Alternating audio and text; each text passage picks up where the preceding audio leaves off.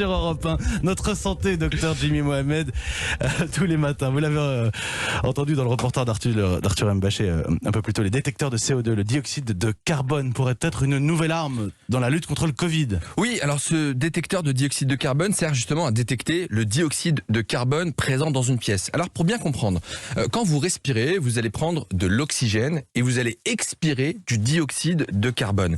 Ce dioxyde de carbone, il va s'accumuler dans la pièce où vous êtes et plus ce CO2, ce dioxyde de carbone est élevé, plus vous avez un risque d'attraper le coronavirus, car ça veut dire que la pièce est mal ventilée et que vous émettez de nombreux aérosols.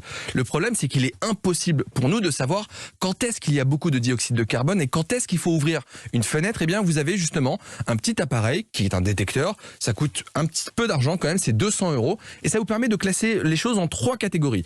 Vert, ça veut dire qu'on est bon, la pièce est bien aérée.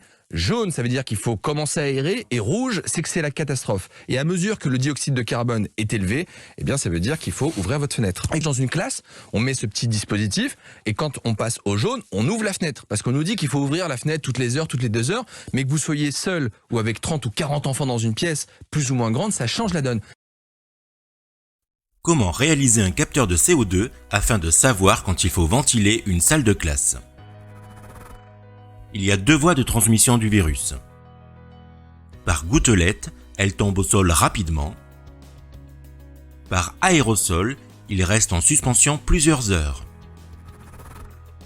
Il faut donc, pour éviter la propagation des virus par voie aérienne, comme celle de la Covid-19, renouveler l'air dans les lieux clos afin de diminuer le taux de particules en suspension dans l'air.